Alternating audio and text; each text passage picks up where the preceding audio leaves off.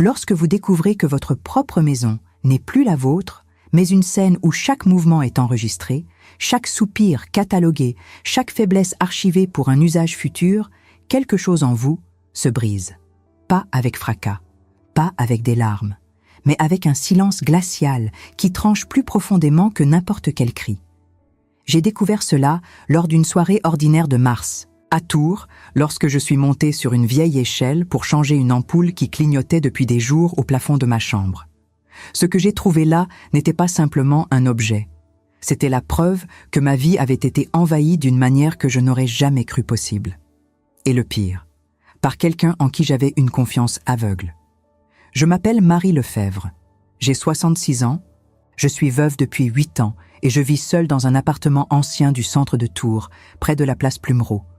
C'est un endroit qui porte l'histoire dans ses murs, avec de hautes fenêtres donnant sur la rue pavée et un silence qui me réconfortait autrefois. J'ai élevé mon fils unique, Théo, dans cet appartement. C'est ici que mon mari, Pierre, est mort paisiblement dans son sommeil, me laissant avec de doux souvenirs et une solitude que j'ai appris à habiter. Je ne me suis jamais sentie seule en réalité. J'avais ma routine, mes livres, mon petit déjeuner sur le balcon, mes promenades jusqu'au marché de Saint-Pierre-des-Corps. Je pensais connaître chaque recoin de ma maison, chaque grincement du parquet, chaque ombre sur le mur, mais je me trompais. L'ampoule de ma chambre a commencé à clignoter un lundi. J'ai pensé que c'était simplement l'usure naturelle, ces choses qui arrivent dans les appartements anciens. J'ai reporté au week-end. Le samedi soir, fatiguée de la voir clignoter comme une alerte silencieuse, j'ai décidé de la changer. J'ai pris l'échelle en bois rangée dans le couloir, je l'ai positionnée sous le lustre simple du plafond et je suis montée lentement, m'agrippant fermement à la rampe imaginaire que ma prudence créait. Lorsque j'ai tourné la douille de l'ampoule, j'ai senti quelque chose d'étrange. Elle pesait plus qu'elle n'aurait dû. Beaucoup plus. Je suis descendue de l'échelle. J'ai pris mes lunettes de lecture et je suis remontée. C'est alors que j'ai vu. À l'intérieur du globe en verre dépoli, parfaitement ajustée, se trouvait une micro-caméra. Petite, discrète, professionnelle. Ce n'était pas une de ces caméras bon marché pour enfants. C'était du véritable équipement, avec une lentille réglable et un voyant lumineux éteint, pointé directement vers la porte de ma chambre et une partie du lit. Mon corps s'est figé. Pas par la frayeur immédiate, mais par la compréhension lente et dévastatrice de ce que cela signifiait. Quelqu'un était entré chez moi. Quelqu'un avait planifié cela. Quelqu'un avait installé cet appareil-là, calmement, avec précision, sachant exactement ce qu'il faisait. Et cette personne avait accès à mes clés. Je suis descendue de l'échelle sans rien démonter, sans crier, sans appeler la police. Je me suis simplement assise au bord du lit et j'ai respiré profondément, sentant mon cœur battre à un rythme que je n'avais pas ressenti depuis des années. Ce n'était pas de la peur. C'était une colère froide, contrôlée. Je devais comprendre qui était derrière tout ça avant d'agir. Alors j'ai remis l'ampoule exactement comme elle était. J'ai éteint la lumière et me suis couchée, faisant semblant que rien n'avait changé. Mais tout avait changé. Je savais que j'étais observée. Et maintenant, j'allais observer en retour. Les jours suivants, j'ai commencé à prêter attention à des choses qui passaient inaperçues auparavant. Théo, mon fils, venait me rendre visite 2 fois par semaine. Toujours gentil, toujours attentionné, toujours préoccupé par ma santé, mon alimentation, ma solitude. Il travaillait comme consultant financier à Paris et disait qu'il tenait à venir à Tours pour s'occuper de maman. Je trouvais cela adorable. Je pensais que c'était de l'amour. Mais 3 jours après avoir découvert la caméra, lors d'un déjeuner que j'avais préparé pour nous deux, il a dit quelque chose qui a glacé mon sang. Nous parlions de banalité quand, soudain, il a fait remarquer « Maman, tu dors bien ? J'ai remarqué que tu te levais plusieurs fois pendant la nuit. J'ai lâché mes couverts. Comment le sais-tu » Il a hésité une fraction de seconde. « Ah, tu l'as mentionné toi-même l'autre jour. » Je ne l'avais jamais mentionné. Jamais. Et il connaissait un détail spécifique, que j'allais aux toilettes vers 2 heures du matin, toujours. Quelque chose que seule une personne ayant vu ma chambre, la nuit, pouvait savoir. Vous connaissez ce moment où vous réalisez qu'une personne que vous aimez vous ment, et toute la réalité autour de vous commence à s'effondrer? C'est ce que j'ai ressenti. Je n'ai rien dit.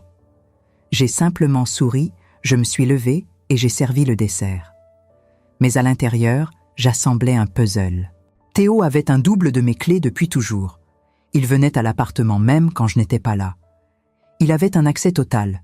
Et maintenant, il surveillait ma chambre. La question qui martelait dans ma tête était simple et terrifiante. Pourquoi?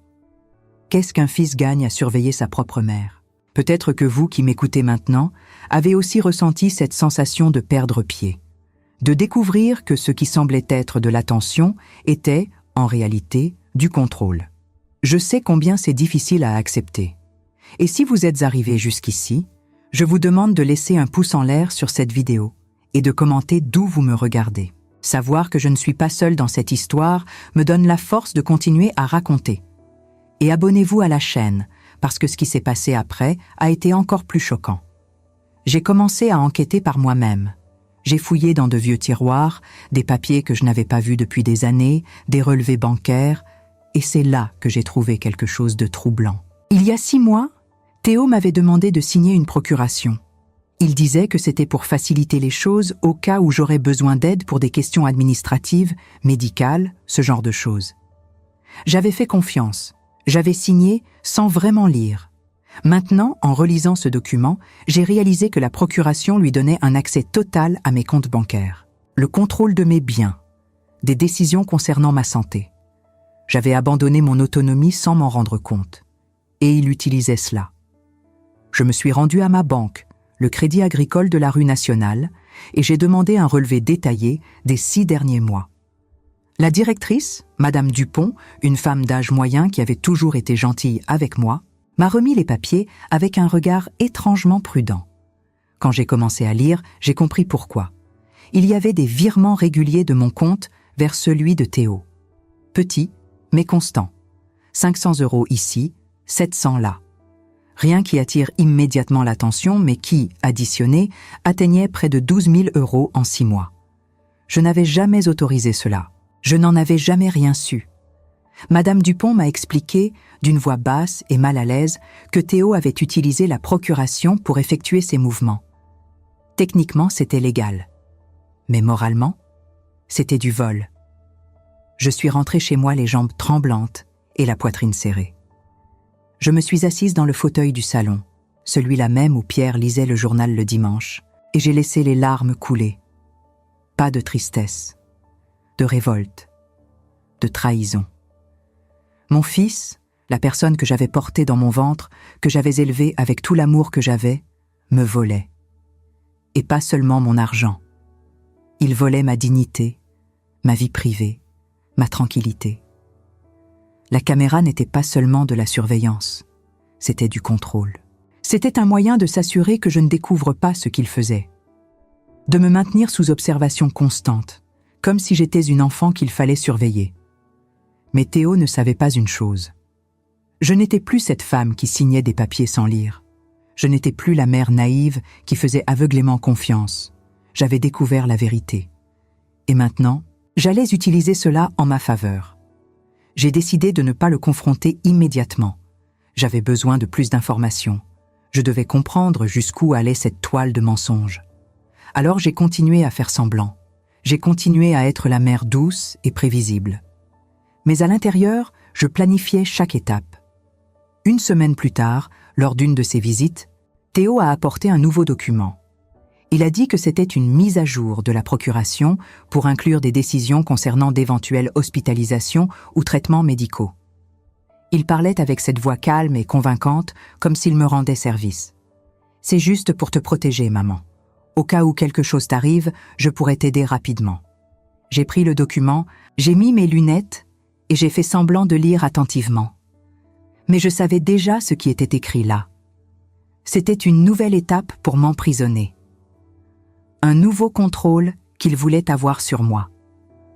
Je l'ai regardé dans les yeux et j'ai dit, avec la voix la plus douce que j'ai pu, « Laisse-moi réfléchir, mon fils.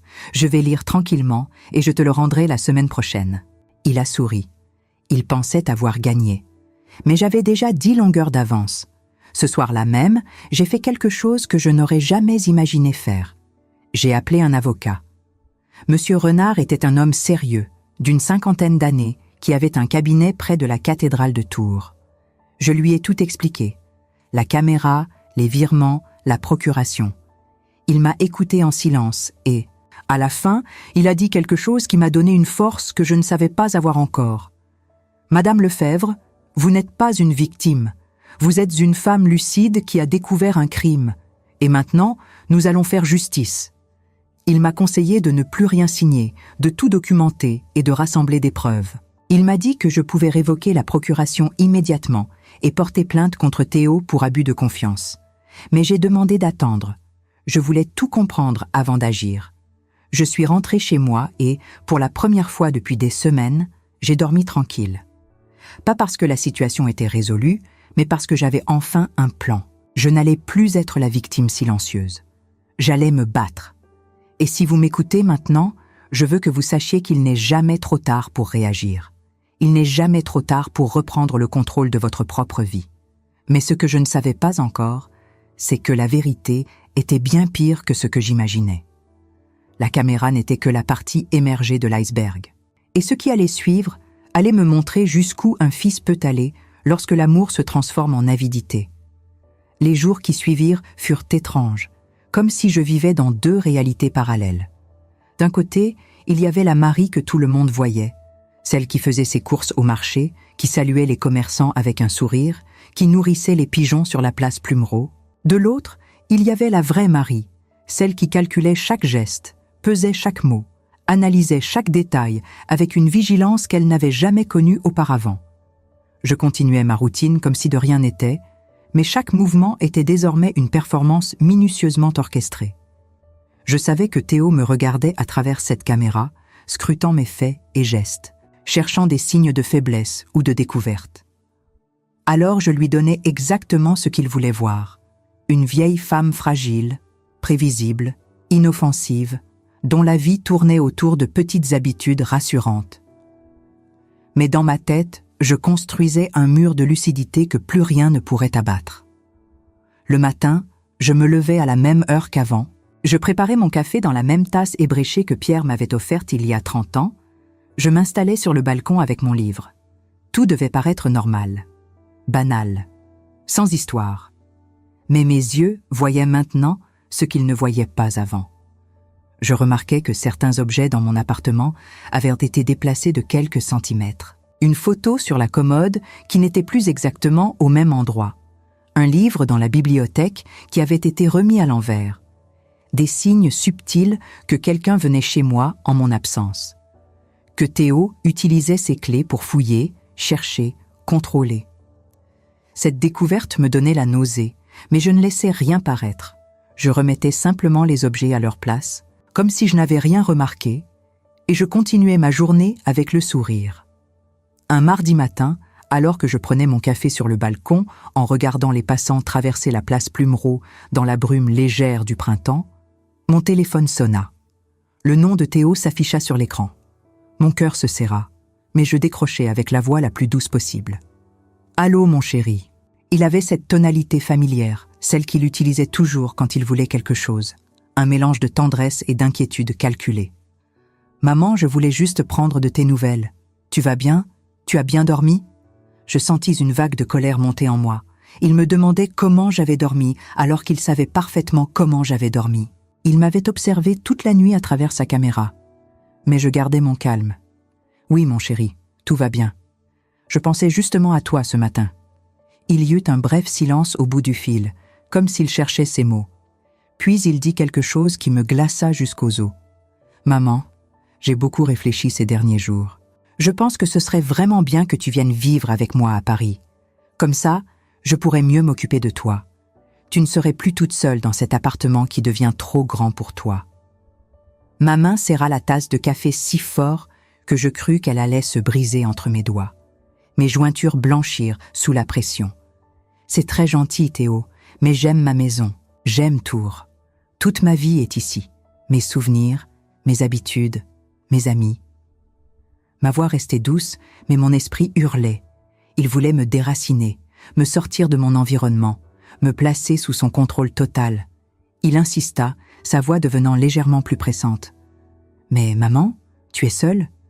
Et si quelque chose t'arrive? Si tu tombes dans l'escalier?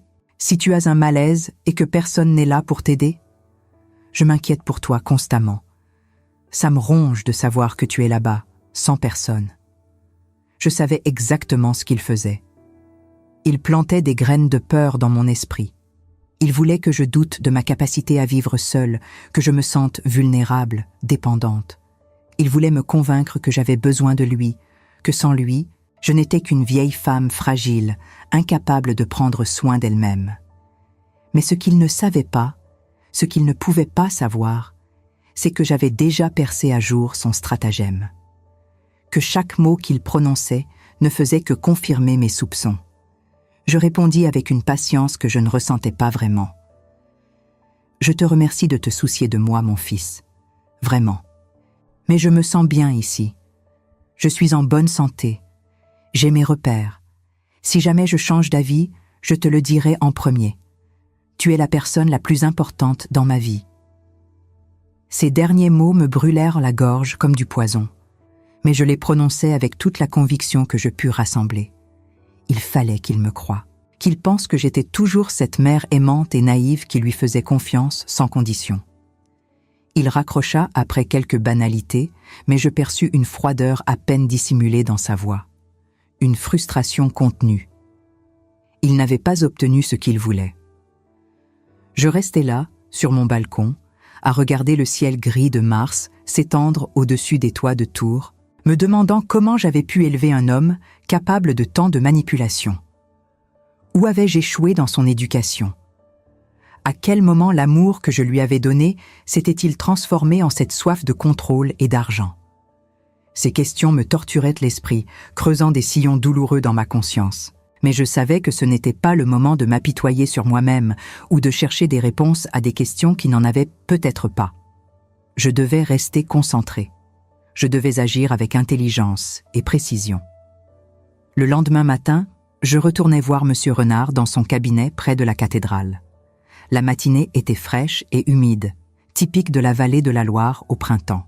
Il m'accueillit dans son bureau sobre et élégant, avec ses bibliothèques remplies de codes juridiques aux reliures sombres et une grande fenêtre donnant sur la Loire qui coulait paisiblement en contrebas.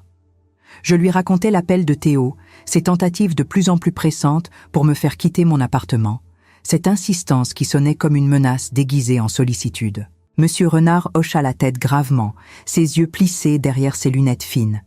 « C'est un schéma classique, Madame Lefebvre, vraiment classique. D'abord, on isole la personne de son environnement familier. Ensuite, on la rend dépendante psychologiquement. Puis on prend le contrôle total de sa vie, de ses biens, de ses décisions. Mais nous allons l'arrêter avant qu'il n'aille plus loin. » Il ouvrit un tiroir de son bureau et en sortit un document officiel. « Voici une révocation de procuration. En signant ce document, vous retirez immédiatement à votre fils tout accès à vos comptes bancaires et à vos décisions personnelles. C'est un acte fort, Madame Lefebvre. Mais je dois vous prévenir, une fois que vous aurez signé, il saura que vous avez découvert la vérité. Il n'y aura plus de retour en arrière possible. Vous devez être prête à affronter sa réaction qui risque d'être violente. Pas physiquement, peut-être, mais émotionnellement.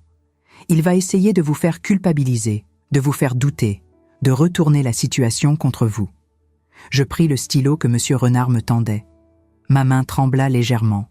Pas de peur cette fois, mais de rage contenue, d'une colère froide qui bouillonnait sous ma peau comme de la lave. Je pensais à Pierre, à ce qu'il dirait s'il était là. Il me dirait de me battre, de ne jamais laisser personne me voler ma dignité. Je signai le document d'un geste ferme et décidé. M. Renard prit immédiatement le papier et le scanna pour l'enregistrer officiellement. « C'est fait, Madame Lefebvre. À partir de cet instant précis, votre fils n'a plus aucun pouvoir légal sur vous, plus aucun accès à vos finances, plus aucune autorité sur vos décisions médicales ou personnelles. Vous êtes libre. » Je le remerciai et sortis de son bureau avec un sentiment étrange et contradictoire. C'était un mélange de soulagement profond et de tristesse écrasante. Soulagement d'avoir enfin repris le contrôle de ma vie, de mes choix, de mon avenir. tristesse de réaliser que j'étais désormais en guerre ouverte contre mon propre fils, contre l'enfant que j'avais porté, nourri, élevé avec tout l'amour dont j'étais capable. Comment en étions-nous arrivés là? Comment une relation qui aurait dû être sacrée avait-elle pu se transformer en ce champ de bataille silencieux? Ce soir-là, vers 18h, je reçus un appel de la banque. C'était Monsieur Bertrand, le directeur du Crédit Agricole, et sa voix trahissait une certaine urgence. « Madame Lefebvre, pourriez-vous passer me voir demain matin? C'est important, vraiment important. » Je sentis mon estomac se nouer. Que se passe-t-il? Il hésita une seconde. Je préférerais vous en parler en personne. Disons 9h? J'acceptais, même si l'angoisse commençait à me ronger de l'intérieur. Le lendemain matin, je me rendis au Crédit Agricole dès l'ouverture. La rue nationale était encore calme, avec seulement quelques commerçants qui ouvraient leurs boutiques. Monsieur Bertrand m'attendait dans son bureau, l'air visiblement soucieux et mal à l'aise. Il me fit asseoir et ferma la porte derrière moi. « Madame Lefebvre, nous avons un problème, un sérieux problème. Votre fils a tenté de faire un retrait important ce matin, très tôt, dès l'ouverture des services en ligne, 15 000 €. C'est une somme considérable. Mais avec la révocation de procuration que nous avons enregistrée hier, nous avons immédiatement bloqué l'opération. Il est, disons, extrêmement contrarié. Mon cœur battait si fort que je l'entendais résonner dans mes oreilles. Qu'est-ce qu'il a dit exactement? Monsieur Bertrand soupira profondément, visiblement embarrassé. Il a exigé de savoir pourquoi la procuration avait été révoquée. Il criait au téléphone, affirmait que c'était une erreur, que vous n'étiez plus en état de prendre de telles décisions. Il a même menacé de porter plainte contre notre établissement pour entrave et manquement à nos obligations.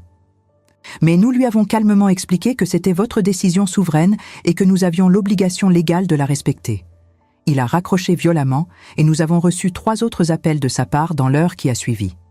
Je savais exactement ce qui allait se passer. Théo n'allait pas accepter cette défaite. Il allait débarquer chez moi et il allait exiger des explications, me faire une scène, essayer de me manipuler pour que je revienne sur ma décision. Je devais me préparer mentalement à cette confrontation. Je rentrais chez moi d'un pas décidé, malgré mes jambes qui tremblaient légèrement. Et pour la première fois depuis des semaines, je décrochais délibérément la caméra du plafond. Je la posais sur la table de la cuisine, bien en évidence, comme une pièce à conviction dans un procès à venir. Puis je m'assis dans mon fauteuil et attendis, les mains croisées sur mes genoux, le cœur battant mais l'esprit clair. Il arriva 2 heures plus tard, comme je l'avais prévu. Je l'entendis monter les escaliers rapidement, ses pas lourds et précipités résonnant dans la cage d'escalier comme des coups de tonnerre. Il ouvrit la porte avec sa clé, sans frapper, sans s'annoncer, et entra comme une tempête dévastatrice. « Maman, qu'est-ce que c'est que cette histoire? Tu as révoqué la procuration? Pourquoi tu as fait ça? Qu'est-ce qui t'a pris ?» Son visage était rouge de colère, ses veines palpitaient sur son front, ses poings serrés le long de son corps. Je le regardais calmement, assise dans mon fauteuil, sans me lever, sans montrer la moindre émotion sur mon visage. Parce que j'ai découvert ce que tu faisais, Théo. Les transferts d'argent que je n'ai jamais autorisés, les mensonges répétés, et surtout, ça. Je pointai la caméra sur la table avec un geste lent et délibéré. Son visage devint instantanément blanc comme un linge. Toute la couleur disparut de ses joues. Il ouvrit la bouche, chercha désespérément ses mots, mais aucun son ne sortit pendant plusieurs secondes interminables. Puis il essaya de se ressaisir, de reprendre le contrôle de la situation.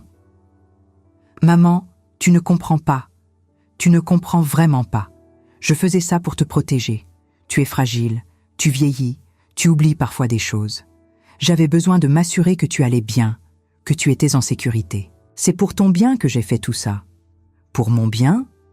Ma voix était calme, presque trop calme, mais chaque mot était une lame acérée. « Tu me volais, Théo. Tu prenais mon argent sans mon autorisation. Tu me surveillais comme une prisonnière dans ma propre maison. Tu voulais me faire quitter mon appartement pour avoir le contrôle total de ma vie.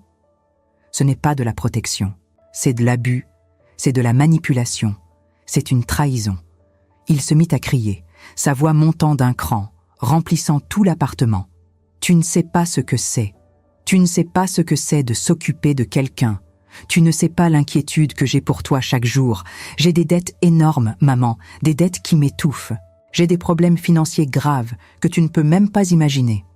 Et toi, tu es là, assise confortablement sur cet appartement qui vaut une fortune, sur tout cet argent que papa a laissé, et tu ne fais rien. Tu vis ta petite vie tranquille et égoïste, pendant que moi, je me bats pour survivre, pour ne pas couler. Voilà. La vérité venait enfin de sortir, brutale et sans phare. Ce n'était pas de l'amour filial. Ce n'était pas de l'inquiétude légitime. C'était de la cupidité pure et simple. Il voulait mon argent. Il voulait mon appartement. Il voulait que je disparaisse de l'équation pour qu'il puisse tout prendre, tout vendre, tout dépenser pour régler ses propres problèmes. Je me levai lentement, très lentement, en le regardant droit dans les yeux, sans ciller. « Théo, tu es mon fils. Je t'ai donné la vie. Je t'ai élevé du mieux que j'ai pu, avec toutes mes forces, tout mon amour. Mais je ne vais pas te laisser me détruire. Je ne vais pas te laisser me voler ce que ton père a construit pour nous. Sors de chez moi. Maintenant. Tout de suite. » Il me regarda avec un mélange de rage, d'incrédulité et quelque chose qui ressemblait presque à de la haine. « Tu me mets dehors ? Tu me mets vraiment dehors ? Ta propre mère me chasse comme un chien ?» Je ne répondis pas. Je pointai simplement la porte du doigt, mon bras tendu et ferme.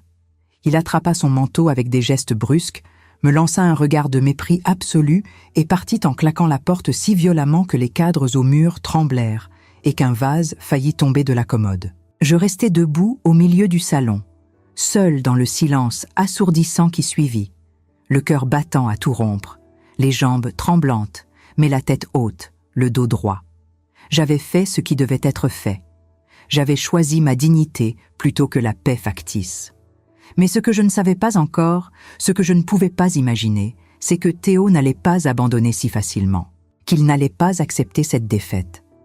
Et que ce qui allait suivre allait me montrer jusqu'où il était vraiment prêt à aller pour obtenir ce qu'il voulait. Les semaines qui suivirent furent un mélange étrange et déstabilisant de paix retrouvée et d'angoisse latente qui ne me quittait jamais vraiment. Théo ne m'avait pas recontacté depuis notre violente confrontation, et une partie naïve de moi espérait désespérément que c'était terminé, que cette histoire cauchemardesque était enfin derrière moi. Que mon fils avait finalement compris la gravité de ses actes, mesuré l'ampleur de sa trahison et qu'il allait me laisser tranquille, me permettre de retrouver une vie normale. Mais une autre partie de moi, celle qui avait appris à se méfier, celle qui s'était endurcie au fil de ces découvertes douloureuses, savait que ce silence n'était pas de la résignation. C'était de la stratégie. C'était le calme avant la tempête. Je profitais de ces journées paisibles pour retrouver mes habitudes, mes petits plaisirs simples qui m'avaient manqué pendant toute cette période de tension. Je me promenais le long de la Loire, regardant les eaux grises refléter le ciel changeant du printemps. Je m'arrêtais dans mes cafés préférés, je discutais avec les commerçants du marché qui me connaissaient depuis des années. Je lisais sur mon balcon, enveloppé dans un châle que Pierre m'avait offert lors de notre dernier anniversaire de mariage. Ces moments de normalité me faisaient du bien, me rappelaient qui j'étais vraiment avant que tout ne bascule. Un matin d'avril, alors que je prenais mon petit déjeuner sur le balcon, en profitant du soleil timide qui réchauffait enfin Tours après des semaines de temps gris et pluvieux, j'entendis le facteur glisser quelque chose dans ma boîte aux lettres. Le bruit métallique résonna dans le silence de l'appartement. Je descendis et trouvai une enveloppe épaisse, officielle, qui portait le sceau d'un cabinet d'avocats parisien que je ne connaissais pas. Mon cœur se serra immédiatement. Mes mains devinrent moites. J'ouvris l'enveloppe avec des doigts tremblants et lus son contenu, ligne par ligne, le souffle coupé. Théo me poursuivait en justice. Il demandait une mise sous tutelle pour incapacité manifeste à gérer ses affaires et signes évidents de démence sénile précoce. Les mots dansaient devant mes yeux, flous, insupportables. Il citait comme preuve mes décisions irrationnelles et incohérentes récentes, notamment la révocation de la procuration sans raison valable ni explication claire. Il mentionnait également des comportements erratiques observés lors de conversations téléphoniques et des oublis répétés signalant une dégradation cognitive. Il demandait une expertise médicale psychiatrique obligatoire pour évaluer mon état mental, ainsi qu'une enquête sociale pour déterminer si je pouvais encore vivre seule en toute sécurité. Je restais figée sur place, la lettre tremblant entre mes mains, incapable de respirer normalement. Mon propre fils, la chair de ma chair, me traitait de folle devant la justice. Il utilisait la loi, le système judiciaire, toute la machinerie administrative pour me faire passer pour une vieille femme démente qui ne savait plus ce qu'elle faisait, qui représentait un danger pour elle-même. Et le pire, ce qui me glaçait vraiment le sang, c'est qu'il savait exactement comment s'y prendre. Il connaissait les failles du système, les préjugés tenaces contre les personnes âgées. Il savait que les vieilles femmes sont souvent considérées comme fragiles, vulnérables, incapables de prendre des décisions rationnelles. Et il allait utiliser ces stéréotypes cruels contre moi, sa propre mère. Je dus m'asseoir tant mes jambes flageolaient. Les larmes montèrent, brûlantes, mais je les retins de toutes mes forces. Je refusais de pleurer. Je refusais de me laisser abattre. Je me rendis immédiatement chez Monsieur Renard, marchant d'un pas rapide malgré l'angoisse qui m'étreignait la poitrine. Il lut la lettre attentivement, son visage devenant de plus en plus sombre, à mesure qu'il parcourait les paragraphes. Quand il eut terminé, il retira ses lunettes et se massa l'arête du nez, visiblement contrarié. « C'est grave, Madame Lefebvre. Très grave. Extrêmement grave même. Si un juge décide qu'il y a matière à enquête, et malheureusement c'est fort probable vu la façon dont la demande est formulée, vous allez devoir passer une expertise psychiatrique complète. Ce sera long, invasif, humiliant même. Et même si vous êtes déclarée parfaitement saine d'esprit, ce qui sera certainement le cas, le simple fait que cette procédure existe dans votre dossier peut vous causer un tort immense et durable. Votre fils le sait parfaitement. Il essaie de vous salir publiquement, de détruire votre réputation, de faire douter tout le monde de votre capacité à gérer votre vie. Je sentis la colère remplacer progressivement la peur. Qu'est-ce que je peux faire ? Je ne vais pas rester les bras croisés pendant qu'il détruit ma vie. Monsieur Renard prit une profonde inspiration, réfléchissant visiblement à la meilleure stratégie. Nous allons contre-attaquer, Madame Lefebvre. Nous allons porter plainte pour abus de confiance, détournement de fonds et violation grave de votre vie privée avec cette caméra et ce micro que vous avez découvert. Nous allons montrer au juge qui est vraiment la victime dans cette histoire. Nous allons rassembler tous les témoignages possibles, votre banquière, vos voisins, vos amis, quiconque peut attester de votre lucidité parfaite. Mais je dois vous prévenir avec honnêteté, ça va être long, très long. Ça va être douloureux, épuisant, et ça va exposer votre vie privée de manière dont vous n'avez pas idée. Je suis prête, dis-je, sans la moindre hésitation. Je suis parfaitement prête. Je ne vais pas le laisser gagner, jamais. Les jours suivants furent un tourbillon incessant d'activités juridiques et administratives qui me laissaient épuisée chaque soir. Monsieur Renard déposa notre plainte au pénal. Nous rassemblâmes méthodiquement toutes les preuves dont nous disposions, les relevés bancaires détaillés montrant les transferts non autorisés sur 6 mois, la caméra que j'avais soigneusement conservée comme pièce à conviction, le micro-enregistreur trouvé derrière le tableau, les témoignages écrits de Madame Dupont de la banque confirmant que je n'avais jamais autorisé ces mouvements financiers. Nous construisions un dossier solide, imparable, qui démontrait, noir sur blanc, la manipulation dont j'avais été victime. Météo, de son côté, ne restait pas inactif non plus. Il tissait sa propre toile avec une efficacité qui me terrifiait. Un après-midi pluvieux, alors que je rentrais de mes courses au marché de Saint-Pierre-des-Corps, chargé de sacs qui pesaient lourd dans mes bras fatigués, je trouvai 2 personnes attendant devant ma porte d'entrée. Un homme d'une 50aine d'années, en costume gris strict, et une femme du même âge, habillée de manière tout aussi formelle, l'air professionnel et distant. « Madame Lefebvre ?» demanda la femme avec un sourire qui n'atteignait pas ses yeux. « Nous sommes mandatés par le tribunal de grande instance de Paris pour effectuer une évaluation préliminaire de votre situation dans le cadre de la procédure de tutelle initiée par votre fils. » Mon sang se glaça dans mes veines. « Une évaluation ?» répétai-je, la voix blanche. L'homme intervint, sortant une carte officielle. « C'est une procédure standard et obligatoire quand une demande de tutelle est déposée. Nous aimerions simplement vous poser quelques questions, visiter votre domicile, observer comment vous vivez au quotidien. Rien de bien méchant, rassurez-vous. Je savais que je n'avais absolument pas le choix. Si je refusais de les laisser entrer, si je m'opposais à cette visite, ça jouerait immédiatement contre moi dans le dossier. On pourrait dire que j'avais quelque chose à cacher, que je n'étais pas coopérative, que je montrais des signes de paranoïa. Alors je ravalai ma fierté et je les fis entrer dans mon appartement, dans mon espace intime qui était violé une fois de plus. Ils passèrent plus de 2 heures chez moi, inspectant chaque recoin avec une minutie qui me mettait profondément mal à l'aise.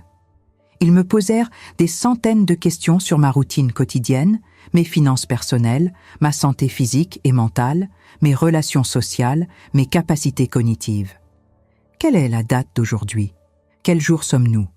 Qui est le président de la République? Pouvez-vous compter à rebours de 100 en retirant 7 à chaque fois? Ils inspectèrent minutieusement mon appartement, ouvrant mes placards, vérifiant l'état de mon réfrigérateur, examinant mes factures, notant absolument tout sur leurs tablettes électroniques avec des hochements de tête qui ne laissaient rien transparaître. Je répondis à chaque question calmement, avec précision et clarté, montrant que j'étais parfaitement lucide, organisée, capable. Mais je voyais dans leur regard cette forme de condescendance typique, ce paternalisme qui transparaissait malgré leur professionnalisme apparent. Comme s'ils avaient déjà décidé, avant même d'arriver, que j'étais une pauvre vieille femme, un peu perdue, incapable de se débrouiller vraiment seule, qui avait besoin qu'on prenne des décisions à sa place pour son propre bien. Cette attitude me révoltait, mais je gardais mon calme. Je ne devais surtout pas montrer de colère ou d'émotion excessive. Tout pouvait être utilisé contre moi. Quand ils partirent enfin, après ce qui me sembla une éternité, je m'effondrai littéralement sur mon canapé, complètement épuisé physiquement et émotionnellement, humilié au plus profond de mon être. J'avais l'impression d'avoir été mise à nu, disséquée, jugée comme un spécimen de laboratoire. Les larmes que j'avais retenues pendant toute leur visite coulèrent enfin librement sur mes joues ridées. Ce soir-là, vers 20 heures, je reçus un appel de ma voisine, Madame Rousseau. Sa voix était tendue, inquiète. « Marie, il faut absolument que je te parle. C'est important, très important. » Mon cœur s'accéléra. « Que se passe-t-il » Elle hésita, puis se lança. « J'ai croisé ton fils cet après-midi, vers 16 heures. Il était dans la rue, juste en bas de notre immeuble. Il discutait avec ces 2 personnes qui sont venues chez toi. J'étais sur mon balcon et je les ai vus. Je n'ai pas tout entendu, évidemment. Mais j'ai quand même capté des bribes de conversation. J'ai entendu ton fils dire clairement qu'il fallait accélérer les choses et que plus vite elles seraient placées, mieux ce serait pour tout le monde. » Mon cœur s'arrêta littéralement de battre pendant 1 seconde. « Placé ? Il a vraiment dit placé ?» Madame Rousseau soupira tristement. « Oui, Marie. Je suis absolument certaine de ce que j'ai entendu. Je crois qu'il parlait de te mettre dans une maison de retraite médicalisée, de te faire interner. Je suis tellement désolée de devoir te dire ça, mais je pensais que tu devais savoir. » Je raccrochais, le souffle complètement coupé, les mains tremblantes. Théo ne voulait pas juste mon argent ni mon appartement. Il voulait m'enfermer. Il voulait me faire mettre sous tutelle complète, puis me placer dans une institution où je serais coupée du monde, isolée, sans défense. Il voulait me retirer toute liberté, toute dignité, toute autonomie, pour pouvoir disposer librement de mes biens comme bon lui semblait, les vendre, les dépenser, tout liquider sans que je puisse m'y opposer. C'était au-delà de la simple cupidité. C'était de la cruauté pure, calculée, délibérée. Mais cette révélation terrifiante, aussi douloureuse et choquante soit-elle, me donna paradoxalement une clarté nouvelle, une détermination renforcée. Je ne pouvais plus me contenter de simplement me défendre passivement. Je devais attaquer de front. Je devais trouver quelque chose de concret, de solide, qui retournerait complètement la situation en ma faveur. Quelque chose que Théo n'avait absolument pas prévu dans ses calculs machiavéliques. Je passais toute la nuit éveillée à réfléchir intensément, tournant et retournant le problème dans ma tête. Et au petit matin, alors que les premiers rayons du soleil perçaient à travers les rideaux, j'eus une idée. Une idée simple mais brillante. Si Théo m'avait surveillée avec une caméra installée dans ma chambre, peut-être qu'il ne s'était pas arrêté là. Peut-être qu'il y avait d'autres dispositifs cachés dans mon appartement, d'autres traces de sa surveillance obsessionnelle, d'autres preuves de son comportement criminel. Je commençais à fouiller mon appartement méthodiquement, systématiquement, pièce par pièce, avec une attention minutieuse aux moindres détails. Je vérifiais toutes les prises électriques, démontant les cache-prises un par un. J'examinais tous les cadres accrochés au mur, passant mes doigts derrière chacun. Je feuilletais tous mes livres dans la bibliothèque. Je regardais sous les meubles, derrière les rideaux, dans les placards. Et c'est dans ma chambre à coucher, derrière un tableau représentant la Loire au coucher du soleil que Pierre avait acheté lors d'une brocante et qui était accroché au mur depuis plus de 15 ans, que je trouvais quelque chose de glaçant. Un petit appareil noir, pas plus gros qu'une boîte d'allumettes. Un micro-enregistreur professionnel. Il était encore actif, une minuscule diode verte clignotant faiblement dans la pénombre. Depuis combien de temps exactement Théo écoutait-il toutes mes conversations privées, mes appels téléphoniques avec mes amis, mes rendez-vous confidentiels avec mon avocat, mes moments d'intimité, mes pleurs solitaires, mes pensées exprimées à voix haute quand je me croyais seule? L'horreur de cette découverte me submergea comme une vague glacée. Mais je ne touchais à rien. Absolument rien. Je pris plusieurs photos détaillées avec mon téléphone portable sous différents angles, documentant soigneusement l'emplacement exact du dispositif. Puis j'appelai immédiatement Monsieur Renard, malgré l'heure matinale. J'ai trouvé un autre dispositif d'espionnage, un micro-enregistreur. Il est toujours actif. Il m'espionne depuis des mois, peut-être même des années entières. Il y eut un silence impressionnant au bout du fil. Puis Monsieur Renard dit, avec une note de satisfaction à peine contenue dans la voix, « Madame Lefebvre, vous venez littéralement de lui donner la corde pour se pendre lui-même. L'enregistrement clandestin de conversations privées est un délit pénal grave, passible de prison ferme. Avec cette preuve matérielle irréfutable, nous pouvons non seulement faire annuler immédiatement sa demande de tutelle, mais aussi le poursuivre au pénal pour atteinte grave à la vie privée. Ne touchez surtout à rien. J'envoie un huissier de justice aujourd'hui même pour constater officiellement et saisir les preuves matérielles. » L'huissier, maître Dubois, vint dans l'après-midi même. C'était un homme méticuleux d'une 60aine d'années qui prit son travail très au sérieux. Il constata officiellement la présence de la caméra et du micro, photographia tout sous tous les angles possibles, mesura les distances, nota les moindres détails techniques, rédigea un procès-verbal extrêmement précis de plusieurs pages. Tout était documenté, daté, signé, tamponné, officiel, absolument irréfutable devant n'importe quel tribunal. Théo avait commis une erreur monumentale, et cette erreur criminelle allait lui coûter très cher. 2 semaines plus tard, nous étions convoqués au tribunal de grande instance de Tours pour une audience préliminaire qui déterminerait la suite de la procédure. Je m'y rendis accompagné de Monsieur Renard, vêtu sobrement mais élégamment, le cœur battant à tout rompre mais la tête haute, le dos droit, refusant de montrer la moindre faiblesse. Théo était déjà là quand nous arrivâmes, accompagné de son avocat, un homme bedonnant au costume froissé et à la cravate mal nouée qui ne m'inspirait aucune confiance professionnelle. Quand nos regards se croisèrent dans le couloir du tribunal, je vis quelque chose dans ses yeux que je n'avais jamais vu auparavant chez mon fils. De la peur pure, une terreur à peine dissimulée. Il savait qu'il avait perdu. Il le savait parfaitement. Le juge qui présidait l'audience était une femme impressionnante d'une 50aine d'années, Madame le juge Mercier, au regard perçant et intelligent qui ne laissait rien passer. Elle écouta attentivement les 2 parties avec une concentration totale.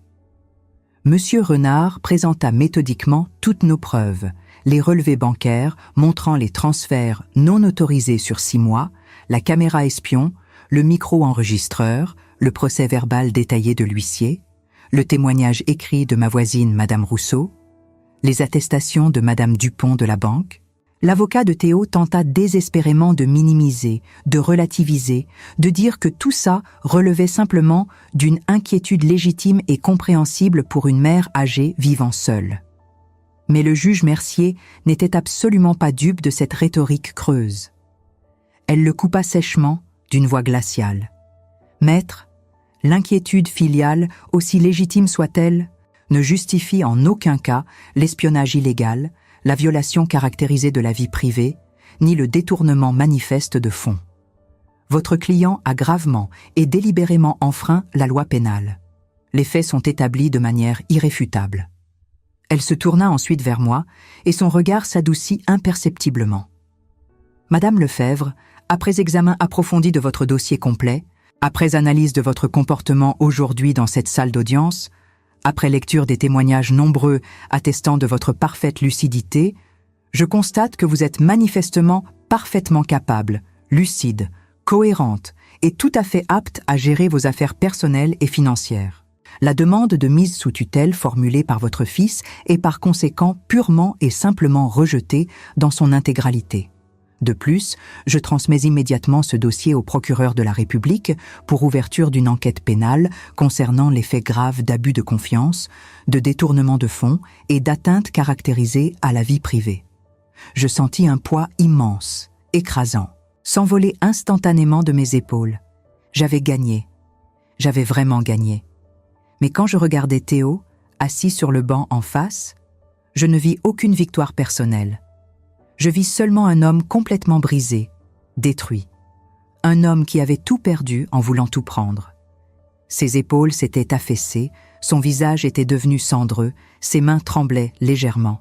Et malgré absolument tout ce qu'il m'avait fait subir, malgré toute la douleur immense qu'il m'avait infligée, malgré la trahison qui me déchirait encore le cœur, une partie de moi, cette partie maternelle impossible à tuer complètement, ressentit malgré tout une profonde tristesse. Parce qu'au fond de mon cœur meurtri, malgré tout, c'était toujours mon fils. L'enfant que j'avais porté, nourri, bercé. Mais cette tristesse, aussi réelle et douloureuse soit-elle, ne changerait absolument rien à la réalité. Il avait fait ses choix, des choix terribles, cruels, impardonnables. Et maintenant, il devrait inévitablement en assumer toutes les conséquences. Les mois qui suivirent à l'audience furent une période profonde de reconstruction intérieure. Non pas de ma vie matérielle, car ma vie n'avait jamais vraiment été détruite dans sa substance, mais de ma confiance en l'humanité, en la famille et surtout en moi-même. J'avais appris quelque chose de fondamental, quelque chose d'essentiel durant cette épreuve terrible qui m'avait transformé. La vieillesse n'est absolument pas synonyme de faiblesse. C'est même parfois tout le contraire. Et l'amour d'une mère, aussi puissant et inconditionnel soit-il, ne doit jamais devenir une prison dorée qui l'empêche de se défendre, de protéger sa dignité, de préserver son intégrité. Théo fut finalement condamné à 6 mois de prison avec sursis, une peine qui me parut à la fois trop sévère et insuffisante. Le tribunal lui ordonna également de me rembourser intégralement toutes les sommes détournées, soit exactement 12 473 €, plus l'intégralité des frais juridiques qui s'élevaient à plusieurs milliers d'euros supplémentaires. Le juge lui interdit formellement tout contact direct ou indirect avec moi pendant une période de 3 années complètes, sauf si j'en faisais personnellement et explicitement la demande écrite. Je ne l'ai pas fait. Je ne l'ai jamais fait. Pas par rancune pure, pas par désir de vengeance, mais simplement parce que j'avais désespérément besoin de temps, de distance émotionnelle, de paix intérieure, de silence réparateur. Le printemps céda progressivement la place à l'été, et Tours se para de ses plus belles couleurs estivales. Les terrasses animées de la place Plumereau se remplissaient chaque soir de touristes venus du monde entier et de rires chaleureux qui résonnaient jusqu'à tard dans la nuit. La vie reprenait son cours normal, mais pour moi, rien ne serait plus jamais exactement comme avant. J'avais changé, profondément, irrémédiablement. Un matin ensoleillé de juin, alors que je prenais mon café sur le balcon en regardant les hirondelles danser dans le ciel bleu éclatant, je reçus une lettre inattendue. L'écriture sur l'enveloppe était féminine, élégante, inconnue. Pas de mon fils, mais de sa femme, Camille, que je n'avais pratiquement pas revue depuis des années entières. Théo et elle s'étaient mariés très discrètement, presque en cachette, et notre relation avait toujours été distante, polie mais froide, sans véritable connexion émotionnelle. Elle m'écrivait pour s'excuser, une longue lettre de plusieurs pages, écrite à la main, où elle déversait son cœur. Elle disait qu'elle n'avait absolument rien su de ce que Théo faisait dans mon dos, qu'elle était profondément horrifiée et dégoûtée quand elle avait finalement découvert toute la vérité sordide lors du procès. Elle m'expliquait qu'elle l'avait immédiatement quitté à cause de ses actes, refusant de rester avec un homme capable d'une telle trahison envers sa propre mère. Elle me demandait, avec une humilité touchante, si je pouvais trouver en moi la force de lui pardonner de ne pas avoir vu plus tôt qui il était vraiment devenu, quel monstre se cachait derrière le masque du fils attentionné. Je lus sa lettre plusieurs fois, laissant ces mots résonner en moi. Puis, je lui répondis, non pas pour la blâmer ou l'absoudre complètement, mais pour lui dire quelque chose de simple et de vrai. Nous avons toutes été aveugles à un moment ou un autre de notre vie. L'important, ce qui compte vraiment, c'est d'ouvrir enfin les yeux quand il est encore temps de changer les choses. Vous l'avez fait, et cela demande un courage que beaucoup n'ont pas. Elle me remercia dans une nouvelle lettre touchante, m'informant qu'elle avait trouvé un emploi stable à Tours comme bibliothécaire municipale et qu'elle espérait sincèrement qu'un jour, quand les blessures seraient moins vives, nous pourrions peut-être prendre un café ensemble, simplement parler, essayer de reconstruire quelque chose. Je lui répondis que oui, volontiers. Un jour, quand je serai vraiment prête, quand mon cœur aurait suffisamment cicatrisé. Ce qui me surprit profondément durant toute cette période de reconstruction, ce fut l'extraordinaire soutien que je reçus de personnes que je connaissais à peine, des gens qui n'avaient aucune obligation envers moi. Madame Rousseau, ma fidèle voisine du même étage, vint me voir pratiquement tous les jours pour prendre de mes nouvelles et m'apporter ces délicieux gâteaux maison qui me rappelaient ceux de mon enfance. Monsieur Bertrand, le directeur du Crédit Agricole, m'appela personnellement à plusieurs reprises pour me dire que si j'avais besoin de quoi que ce soit, de conseils financiers ou simplement d'une oreille attentive, il était toujours disponible pour moi. Même Madame Dupont, la conseillère bancaire qui avait été la toute première à m'alerter discrètement sur les transferts suspects, passa me voir un dimanche après-midi avec un bouquet de fleurs fraîches du marché pour me dire qu'elle admirait profondément mon courage, ma force, ma capacité à me battre contre l'injustice. Ces petites attentions quotidiennes, ces gestes simples mais sincères, me montrèrent quelque chose de fondamental que j'avais parfois oublié dans ma solitude. Je n'étais pas seule au monde. La vraie famille, la famille qui compte vraiment, ce n'est pas toujours celle du sang, celle que le hasard de la naissance nous donne. C'est celle qui choisit de rester présente quand tout s'effondre autour de nous. C'est celle qui tend la main dans l'obscurité. Un matin de juillet particulièrement chaud, je reçus une visite totalement inattendue. C'était Monsieur Renard, mon avocat, celui qui m'avait défendu avec tant de conviction et de talent. Il venait me voir, non pas pour une nouvelle affaire juridique, mais pour me proposer quelque chose d'inhabituel. Quelque chose qui allait changer ma perspective sur toute cette épreuve. Madame Lefebvre, j'ai été contactée récemment par une association nationale qui aide spécifiquement les personnes âgées, victimes d'abus financiers, psychologiques ou familiaux. Ils cherchent activement des témoins, des personnes courageuses qui accepteraient de raconter publiquement leur histoire pour sensibiliser le grand public à ces violences silencieuses, pour encourager d'autres victimes à parler, à se défendre. J'ai immédiatement pensé à vous, à votre parcours, à votre force. Je restais silencieuse un long moment, digérant cette proposition inattendue. Raconter mon histoire, exposer publiquement ma douleur la plus intime, ma honte cachée, ma colère rentrée, la trahison de mon propre fils. L'idée me terrifiait. Et puis, progressivement, je réalisais quelque chose d'important. Ce n'était pas de la honte que je devais ressentir face à ce qui m'était arrivé. Absolument pas. C'était de la fierté. Une fierté légitime. J'avais survécu à l'impensable. J'avais trouvé le courage de me battre contre mon propre enfant. J'avais lutté pour ma dignité. J'avais gagné contre toute attente. Et si mon histoire douloureuse pouvait aider une seule personne, une seule femme âgée quelque part en France, à se défendre, à ne pas rester enfermée dans le silence destructeur, alors chaque seconde de souffrance en aurait finalement valu la peine. J'acceptais sans plus hésiter. Quelques semaines plus tard, par une chaude journée d'août, je me retrouvais dans une grande salle de conférence moderne à Paris, face à une 50aine de personnes attentives, des travailleurs sociaux dévoués, des avocats spécialisés, des bénévoles passionnés d'associations, des journalistes intéressés. Je leur racontais absolument tout, sans rien omettre. La caméra cachée dans mon plafond, les transferts d'argent effectués en secret, le procès humiliant, la tentative de me faire passer pour folle, la procédure de tutelle.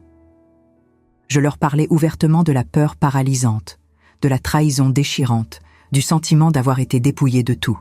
Mais je leur parlais aussi, et surtout, de la force insoupçonnée que j'avais découverte au plus profond de moi-même, une force que je ne savais même pas posséder.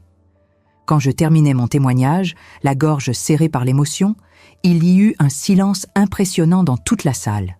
Un silence respectueux, chargé d'émotion. Puis des applaudissements sincères éclatèrent, chaleureux, qui durèrent plusieurs longues minutes. Plusieurs personnes vinrent ensuite me voir personnellement pour me remercier avec des larmes dans les yeux, pour me dire que mon témoignage les avait profondément touchées, bouleversées même, qu'elles allaient désormais mieux accompagner et défendre les victimes grâce à ce que j'avais courageusement partagé.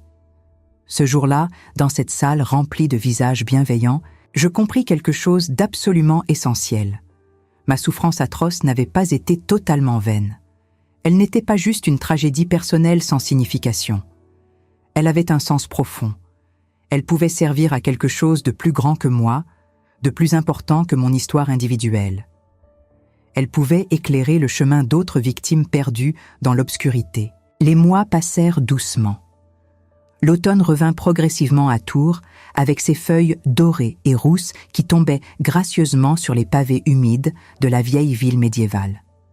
Je continuais paisiblement ma vie quotidienne, mes promenades matinales au marché, mes lectures prolongées sur le balcon enveloppé dans mon châle préféré, mes cafés réguliers avec Madame Rousseau qui était devenue bien plus qu'une simple voisine, une véritable amie, une confidente. Mais quelque chose d'indéfinissable avait profondément changé en moi. J'étais devenue plus forte, plus lucide, plus consciente de ma valeur, plus libre aussi, d'une liberté intérieure que personne ne pourrait jamais plus m'enlever. Un soir de novembre particulièrement froid, alors que je marchais lentement le long des berges de la Loire, emmitouflé dans mon manteau d'hiver, regardant les eaux sombres du fleuve couler paisiblement sous le pont Wilson illuminé, je pensais longuement à Théo. Je me demandais sincèrement s'il regrettait vraiment ce qu'il avait fait, s'il mesurait pleinement la gravité irréparable de ses actes, s'il comprenait enfin combien il m'avait brisé. Je me demandais s'il souffrait dans sa solitude, s'il se réveillait la nuit rongé par les remords.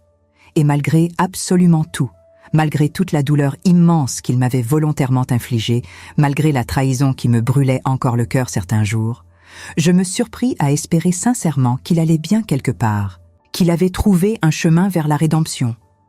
Pas parce qu'il le méritait particulièrement, mais parce que je ne voulais plus porter ce poids écrasant de la haine dans mon cœur fatigué. La haine pèse terriblement lourd. Elle consume l'âme de l'intérieur. Elle détruit progressivement tout ce qu'elle touche, même celui qui la porte. Et j'avais définitivement choisi de vivre pleinement, pas de simplement survivre enfermé dans l'amertume corrosive et le ressentiment stérile. Je ne sais pas si Théo et moi nous reverrons un jour dans cette vie. Sincèrement, je n'en sais rien. Je ne sais pas s'il trouvera jamais le courage de me demander pardon, de reconnaître ses torts. Je ne sais même pas si je serai capable de lui pardonner vraiment, complètement, sans arrière-pensée. Certaines blessures sont peut-être trop profondes pour cicatriser entièrement. Mais ce que je sais avec une certitude absolue, ce dont je suis profondément convaincue, c'est que je ne suis plus du tout la femme fragile et manipulable qu'il croyait pouvoir contrôler à sa guise. Je suis Marie Lefebvre. J'ai 66 ans. Je suis une survivante. Je suis libre. Et plus personne, jamais, ne pourra me voler ma dignité durement reconquise. Cette histoire éprouvante m'a enseigné plusieurs leçons de vie fondamentales que je veux sincèrement partager avec vous qui m'écoutez en ce moment même. La première et la plus importante, c'est qu'il n'est jamais, absolument jamais trop tard pour se défendre, pour dire non, pour reprendre le contrôle de sa vie. L'âge n'est en aucun cas une faiblesse. Au contraire, c'est souvent une force méconnue.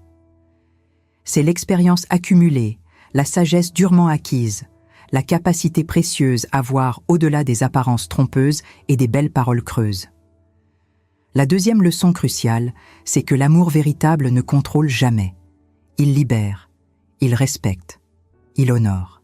Si quelqu'un vous dit qu'il vous surveille constamment, qu'il fouille dans vos affaires pour votre bien, qu'il prend des décisions à votre place pour vous protéger, méfiez-vous immédiatement. Soyez vigilants.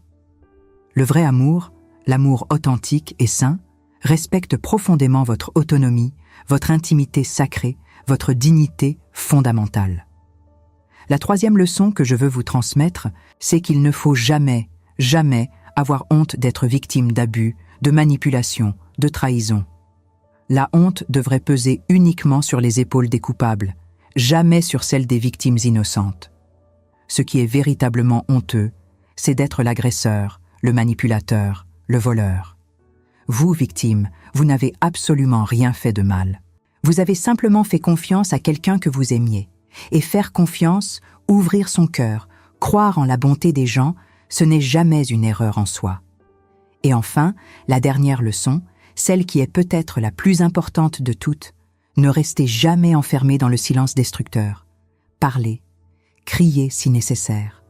Demandez de l'aide autour de vous. Il y a toujours des gens quelque part qui vous écouteront vraiment, qui vous croiront sans vous juger, qui vous défendront avec acharnement.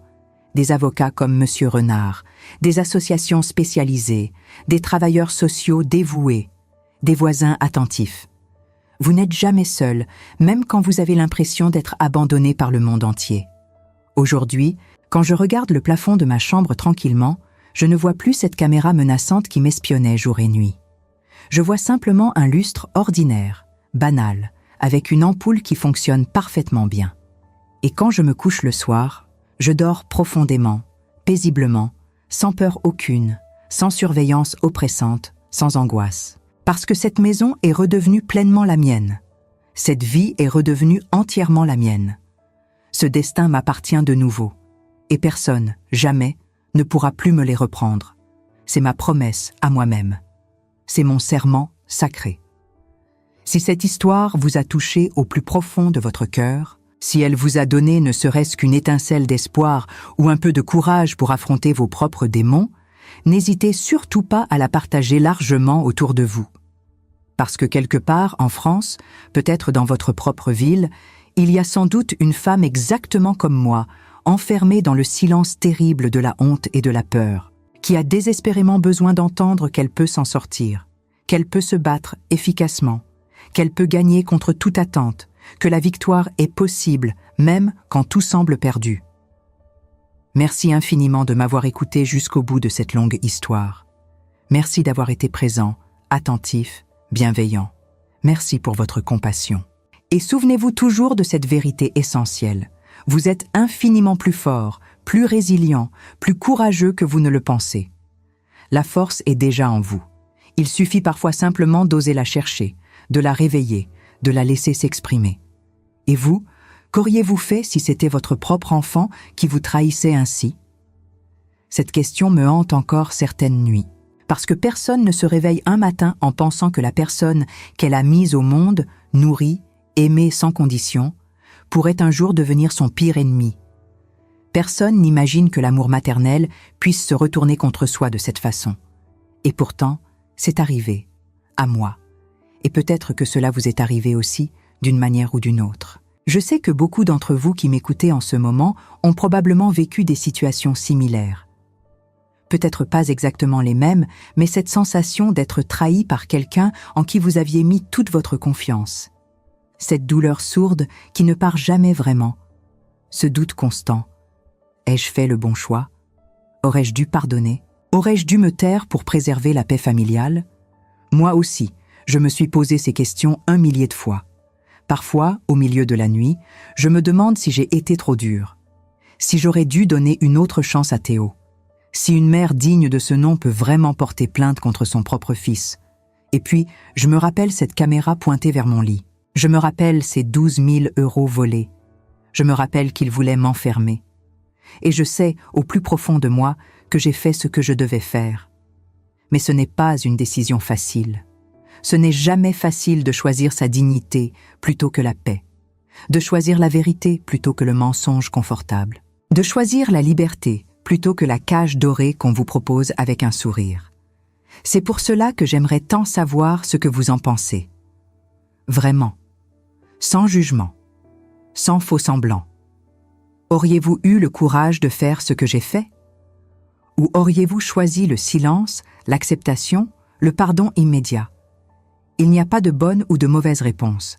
Chaque histoire est unique. Chaque douleur est différente. Mais partager nos expériences, nos doutes, nos victoires, c'est ce qui nous rend plus fortes ensemble. C'est ce qui brise l'isolement terrible dans lequel tant de personnes âgées se retrouvent enfermées. Alors je vous demande, du fond du cœur, laissez-moi un commentaire juste en dessous de cette vidéo. Dites-moi ce que vous avez ressenti en écoutant mon histoire. Dites-moi si vous auriez pris la même décision que moi ou si vous auriez agi différemment. Dites-moi aussi d'où vous m'écoutez, que vous soyez à Paris, à Lyon, à Marseille, en Belgique, en Suisse, au Québec ou ailleurs, dans ce vaste monde francophone. Savoir que je ne suis pas seule, que vous êtes là, quelque part, à m'écouter, cela me donne une force que je ne peux pas expliquer avec des mots. Et si vous aussi, vous avez vécu quelque chose de similaire, si vous avez été trahi par un proche, si vous avez dû choisir entre l'amour et la dignité, racontez-le, même brièvement, même quelques mots seulement. Parce que votre témoignage pourrait être exactement ce dont une autre personne a besoin pour trouver le courage de se défendre. Pour comprendre qu'elle n'est pas folle, qu'elle n'est pas ingrate, qu'elle a le droit de protéger sa vie. Si cette histoire vous a touché, si elle a résonné en vous d'une manière ou d'une autre, je vous demande aussi de vous abonner à cette chaîne. Pas pour moi, mais pour toutes ces femmes, tous ces hommes, qui ont besoin d'entendre qu'il n'est jamais trop tard pour reprendre le contrôle. Que l'âge n'est pas une condamnation à l'impuissance. Que nous méritons tous le respect, la dignité, la liberté, peu importe notre âge. Chaque abonnement, chaque commentaire, chaque partage, c'est un message envoyé au monde entier. Nous existons. Nous avons des voix. Nous refusons d'être invisibles. Nous refusons d'être des victimes silencieuses. Nous sommes vivantes, lucides, fortes, et nous ne nous laisserons plus jamais faire. Alors s'il vous plaît, prenez quelques secondes. Écrivez quelques mots. Partagez un fragment de votre vérité. Parce qu'ensemble, nous sommes infiniment plus fortes que seules. Ensemble, nous pouvons changer les choses. Ensemble, nous pouvons briser le silence qui tue. Merci d'avoir été là. Merci d'avoir écouté jusqu'au bout. Merci d'exister. Et n'oubliez jamais, vous valez infiniment plus que ce que quiconque pourrait vous faire croire. Vous êtes précieuse, vous êtes forte, vous êtes digne d'amour et de respect. Je vous embrasse de tout mon cœur et j'attends vos mots avec impatience.